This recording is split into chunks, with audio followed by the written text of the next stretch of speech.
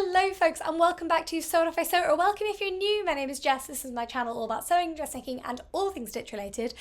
And you join me for a very delayed, but hopefully suitably timed final episode of my wedding sewing vlogs.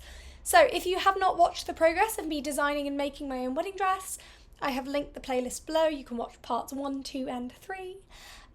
This part has been delayed for a number of reasons. Firstly, quite a lot of my footage, it turns out, was corrupted. So either it's just not, it cuts out halfway through, there's no sound for some reason, it was just a bit of a mess. So this vlog I've included as much as I have. There's some voiceovers, bits like that, but a lot of it I need to film now and talk to you about, including the bit where I talk through my fabrics, which is totally gone. So hopefully you enjoy this, stay tuned, and hopefully we will, hopefully this is a suitable final part to the wedding dress sewing adventure. So small change of angle so I can plug my camera in. So what follows now is an update from me in my, probably the version I spent the most time in that was closest to my final dress. I want to say, was it version 3? The blue one. What follows now is me in that dress talking you through where we are, the fit, etc. And that is from, I want to say, September last year. Little video. So obviously this is much more stiff than it will be in the end fabric. It's going to be much more like that, like drapey. It's just this is a really stiff satin because it was just easier. There aren't buttons at the back yet because obviously this is a practice version and I'm not spending my life covering buttons because I'm not insane. But if I sort of walk away, so I have quite a long train over low back, it's strappy, and then I have like these panels, which again on the final version will be much more neat. I'm still drafting, but this is the shape it will definitely be. It hits about there on my back, like that sort of bra level is about there, so just lower back. And it will be sort of buttoned as well. It has this sneaky zip construction, so it's a bit more secure. So as you can see, I was quite far along with my designs. I was really proud. That's probably the first version. That is the first version with any of the waist detailing. It's the first version where the fit is close to what I'm going to be working with and what ended up in the real version. It was pretty close. It was the version that made me go, right, I've got the design down. This is fine. Now we need to think about corsetry, we need to think about structure, we need to think about fit, we need to think about centering a few bits, tweaking a few pieces, all that kind of stuff. So the first thing I wanted to go and do is go and buy the extra bits I needed. So I knew the blue fabric was not quite the same weight as the fabric I was going to be using in the end, and I promise we're going to get to my final fabric in just a moment. So I went and bought a beautiful flowy satin to toile with, and it was much more like a polyester drapey satin, because the blue Duchess satin was very, very structured, and I just wanted to get an impression with a much drapier fabric of how the cowl would sit, how the waist pieces would sit, all that kind of stuff. The other things I had to go and buy were cups to build into sort of corsetry for not a full bra, but a bit of bra support. I had to go and buy boning, and I also went to buy some trims for the straps and a few other things. So when I went to the shop, I had to buy boning, which I'd never bought before. I used hemline featherlight boning. I also found this amazing trim that basically that was all that was left. So I bought it, and that was it from the shop, so I had to make sure I used it correctly. And then I had to go home and figure out how on earth one constructs a corset. And in the spirit of the wedding dress project, I didn't actually want to read anything. I haven't, for any of this project, read anywhere. But the one thing I did know about boning is it's meant to go north to south, as it were. So I started by pinning bra cups onto the mannequin and then just creating sort of the structure in line with the dress that I thought I would need. You can see me sort of pinning on here. And then I bought this figure skating mesh so that I'd have something to stitch the boning onto, but also so it was skin coloured and wouldn't show and you wouldn't see like the difference in colour of boning and cups and everything. So I painstakingly stitched all of this, pinned at this point, all of this onto the mannequin and then onto the mesh. But it really was guesswork. I made sure the mannequin was exactly my measurements. And then I just thought about the kind of support I'd need. I wouldn't want it to show underneath the cowl or at the sides of the dress, but I think I did a pretty good job. I've pinned it on. Obviously, I have no idea what I'm doing here, really. I'm very much flying blind. But I have created the structure I think I'm going to need. I have pinned the figure skating mesh on top. The plan is then to fold it back on the inside, stitch it down to create a self-contained thing. I am going to machine stitch it, but I'm not going to be able to get it off the mannequin without a level of hand stitching. So I'm going to use this top stitching thread because it's a bit chunkier, a bit thicker, but also it's the same colour as the mesh. I'm going to use a nice thick needle, and I'm literally going to go through and just baste it all on, probably press it down and then machine stitch it and then do it again. So that's the plan. This is probably the bit I'm second most scared of, because I've never worked with corsetry or structure or anything, but I can't see how this would be wrong.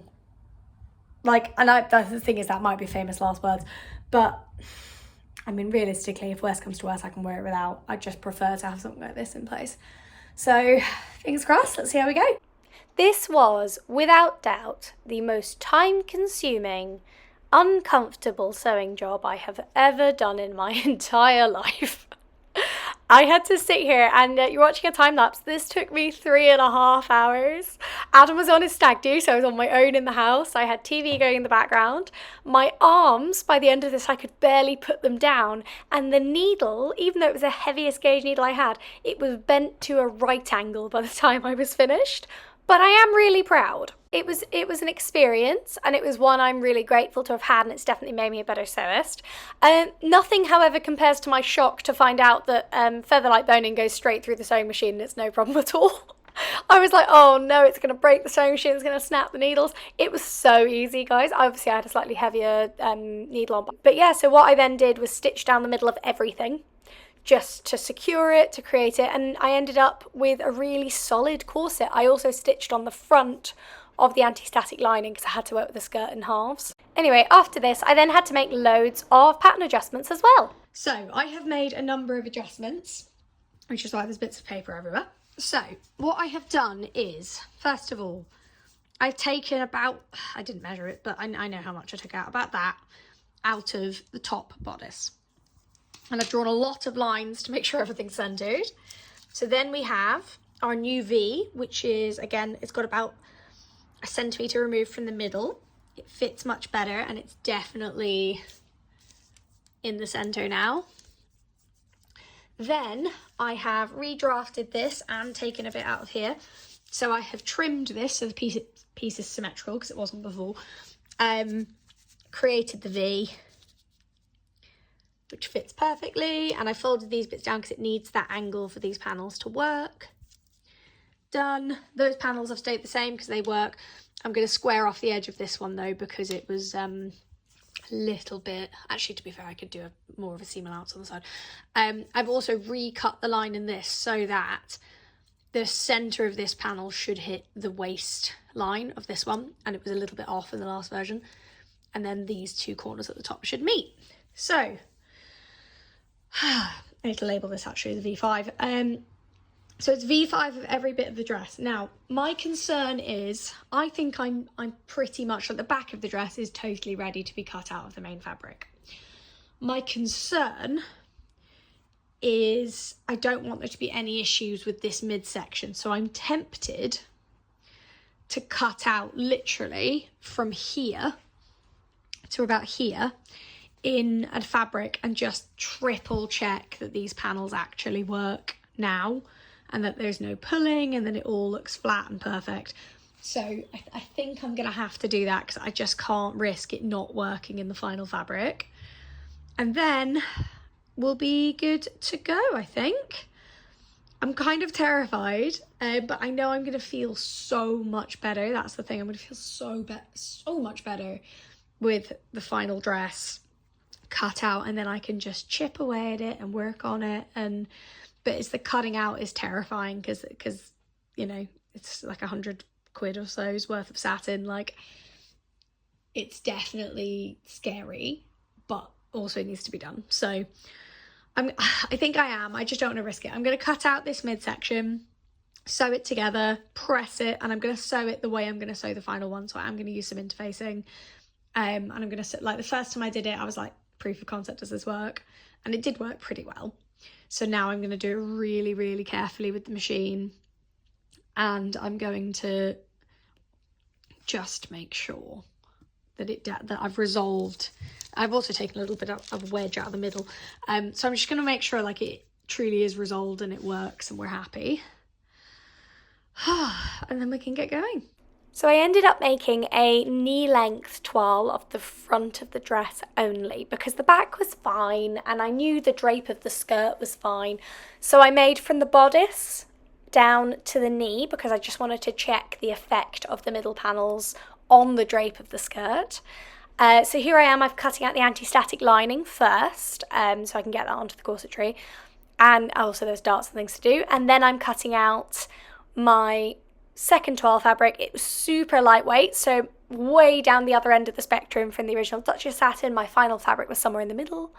But I was really filled with confidence actually by doing this final version 5 toile just to double, triple check. So, practice front of dress, done.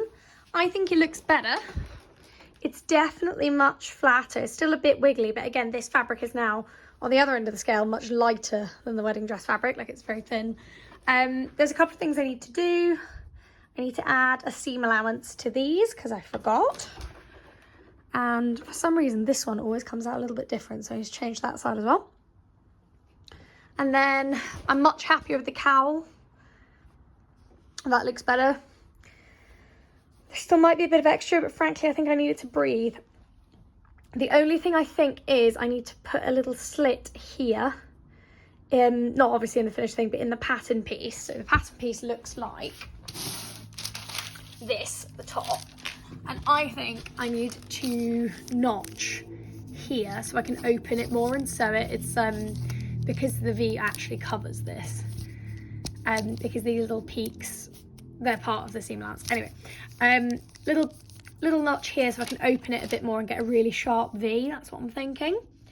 But otherwise, I'm happy.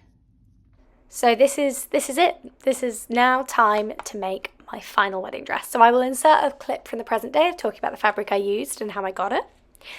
But there isn't loads of footage of me making my wedding dress for the very understandable reason that I really had to concentrate.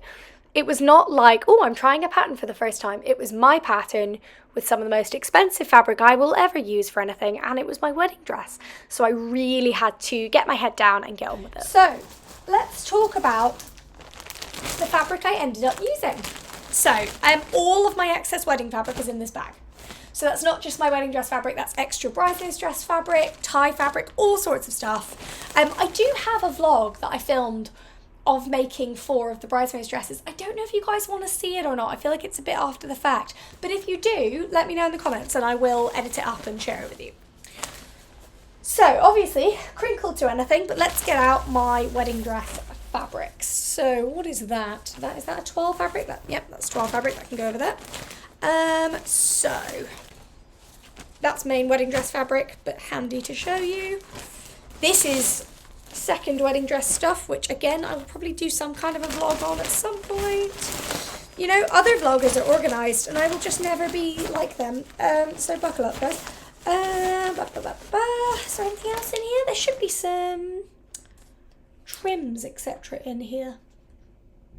Right, well anyway, we'll see if we can find those later. Let's talk about the actual fabric though. So this is what I have left of my wedding dress. Or of my wedding dress fabrics. So I don't know if you guys can see because obviously it is crinkly as anything, but it is, I'll hold it up to the camera so you can kind of see, it is a crepe satin. So it is not as drapey as the polyester satin, but it's nowhere near as structured as the Duchess. It is a crepe back, so that was lovely to go through the sewing machine, lovely to work with, but it's got this lovely sheen on the front. It was off-white, sort of ivory coloured. No, sorry, what am I talking about? It's not off. It's not ivory. It's off-white.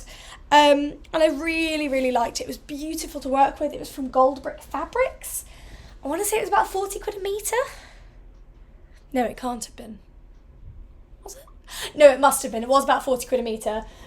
Because I spent 300 quid overall on my fabrics, and only 120 of that was my wedding dress fabric, or 160. Because I got 4 metres, it must have been 160. And then my evening dress fabric, which I will talk about another time, was £175 a metre. And I got a metre and a half of that. So the bulk of the money went on the evening dress fabric. But I bought this, and I also bought a sort of off-white, nude coloured anti-static lining to go underneath this. But I got that from A&M Textiles. So my main fabric from Gold Brick, it was quite a challenge finding exactly what I wanted within my price range, because the whole point of making my own dress as well, fantastic creative journey, really, really enjoyed it, but also it is money saving. I'm not spending £2,500 on a dress.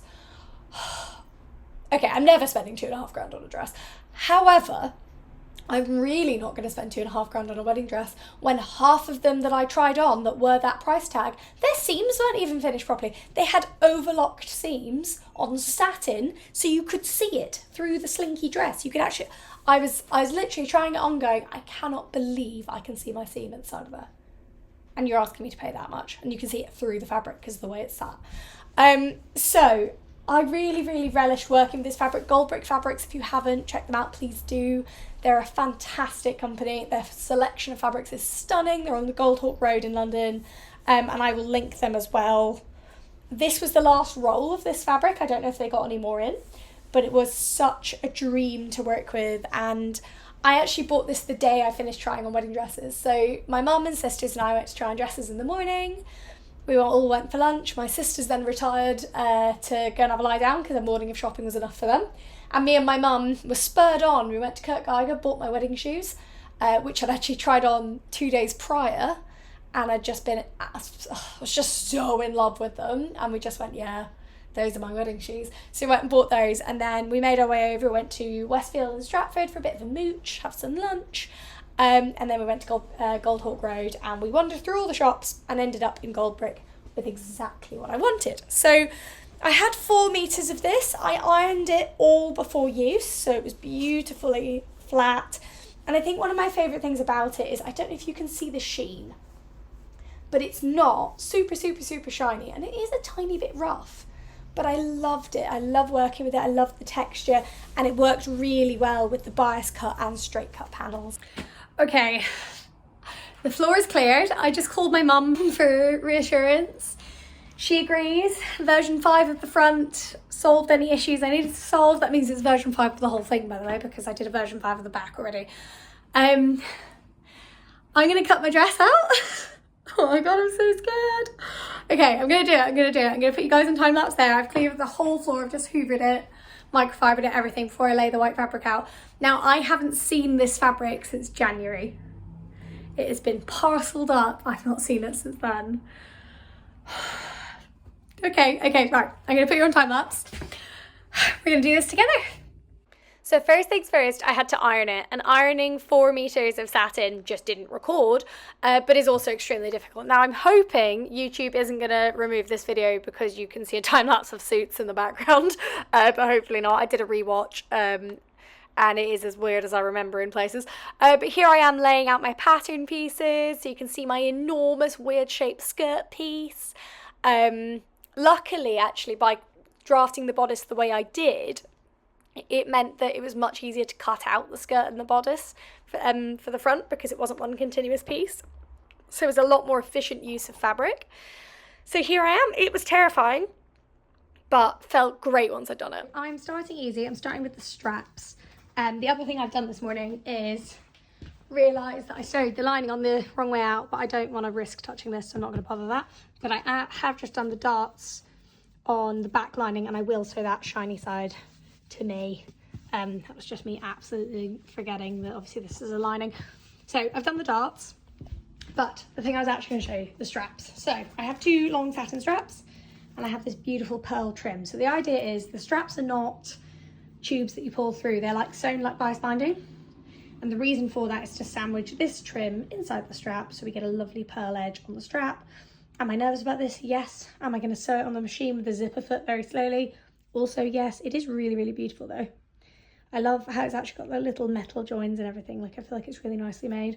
and it was the last bit of it, and luckily it is just more than long enough, so this should be good. So I'm gonna iron, gently press these and get them in half and then in quarters, and then get this pinned in them and then sew them. So I'll try and time lapse, but my phone's being a pain at the moment.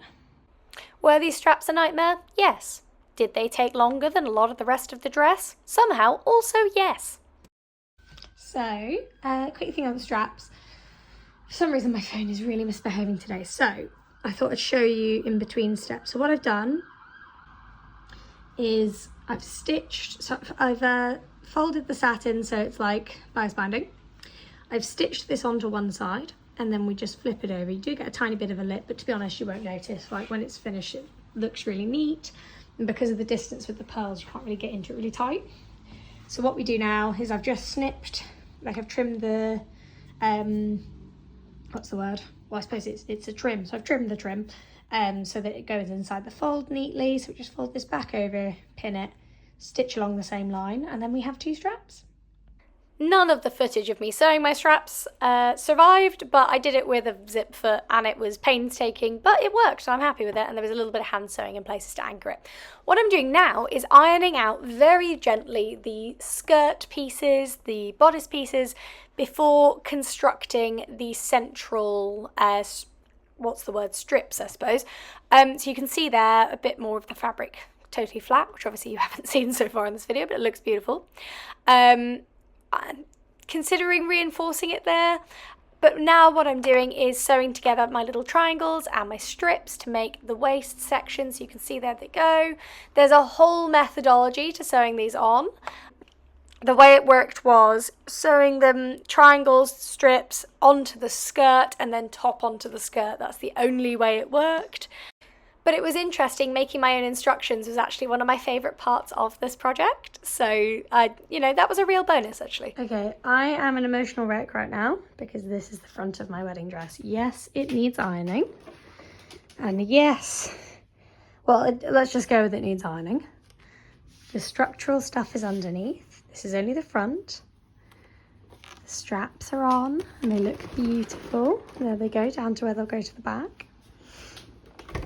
My dress is perfect and I feel extremely emotional now. This section looks way better when it's been ironed. Unfortunately, it was in a bag. It's now, from today, it will live in a dress bag.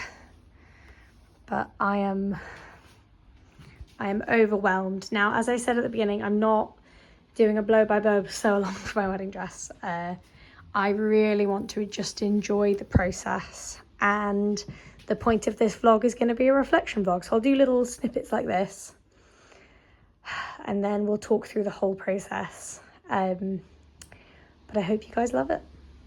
So you've seen some of the process so far. What we're about to jump to is pretty much my wedding dress. So things I didn't film. This is not a sew along, just before the why isn't this a sew along brigade decide to take up camp in my comments. I'm not showing you how to make my wedding dress. What I am hopefully showing though is how I felt through the process, the hurdles I went through, the design, the challenges, the joys, because I did absolutely love doing it. It was one of the best things I have ever done. And I am still a little bit emotional whenever I look at photos, whenever I look at my dress, which is still hanging in the hall. I get really emotional thinking, wow, did that happen? Did I do that? I don't really have many dress specific photos from our wedding day because it's not really a photo shoot for clothes, it's for people. So I am going to put some photos in at the end of this vlog, but I wanted to talk about a few things. So because of the construction, I didn't end up doing French seams, even though it's satin, and normally I would always do French seams as satin, and it's because of the way it was put together. I just didn't want to risk anything happening to the side seams to like warp or stretch those triangles or stretch the bias. So what I actually ended up doing was buying 4, 5, 6 meters, I think, in the end, of oyster coloured satin like mini bias binding, and I bound every seam just to make it easier. So I bound all the internal seams, I bound the lining, I went through and hand stitched loads of stuff just to make sure it was okay. You're about to see some footage, but I did sew on in the end 37 covered buttons to the back of my dress, although only about 12 were functional and the rest were decorative. And when I say functional, it's still, I mean, I had to get someone else to get me in and out my dress, you know. Luckily, one of my sisters has very long, strong nails, so the rouleau loops were short work for her. But it was an incredible experience. It really, really was. So you're going to see some footage now of my dress on the mannequin. It's not hemmed, but my dress as it was. I don't think there's any video footage from our wedding day, or not at least with like of my dress. So I will put in some photos afterwards as well. So this was my dress. She's beautiful. My train was a bit more than a puddle, but it still dragged quite nicely behind me. The straps and the waist fit perfectly. It was a very low side and a low back, but I really like that. Here you can see the 3 covered buttons I sewed on so I could check the fit. Many, many more buttons in my future. I'm really proud of the zip construction as well.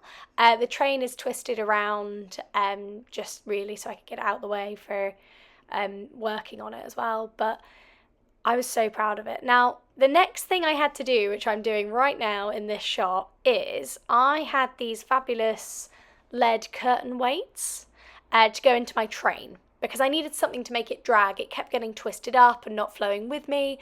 So I sewed these little lead curtain weights all the way through the entire hem, and that really, really helped my dress move, because anything like horsehair canvas was way too heavy for my dress. Like, it was way too heavy for the style of dress. It just wouldn't have worked. So I ended up sewing it all the way through. I am also talking over dialogue here because the sound just didn't work.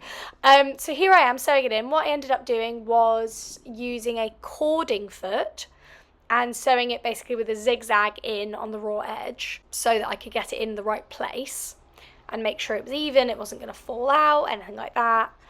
And then what I ended up doing was doing a fold over hem, so tucking it in so the raw edge was gone, and that made a really, really nice little hem.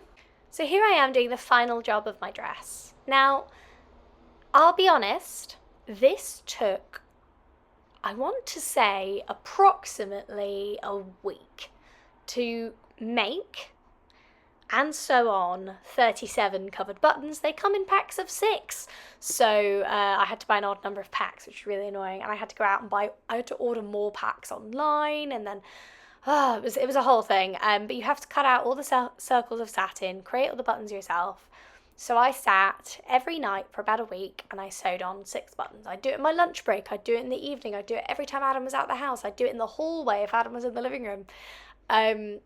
But sewing those buttons on was such a mission, and the problem was that if I stabbed myself in the finger, because it's white fabric, I had to stop, put a plaster on, and then at some point every single finger is pricked, and you're losing dexterity to hold a needle. So it really was, it was a challenge. One I relished, but it really was a challenge. I got much better at hand sewing, I will say. As the buttons went on, they got more and more secure. I did also make my life easier by using rouleau loop elastic. So that's elastic with the rouleau loops already built in. And that really helped. So I sandwiched that in the seam, and that made my life a lot easier. But it felt quite nice to finish such an enormous project, in some ways with a massive hand sewing task, because it sort of felt, I don't know, it felt very, it allowed me every day to sit and look at my dress and feel really proud and sort of process what I'd done while making like final little adjustments, which felt very, very special. So now what I'm going to do is show you some photos of me in my dress. So we haven't got all of our photos back, but here is a little snapshot of my dress. It may not be couturier standard, but it was mine.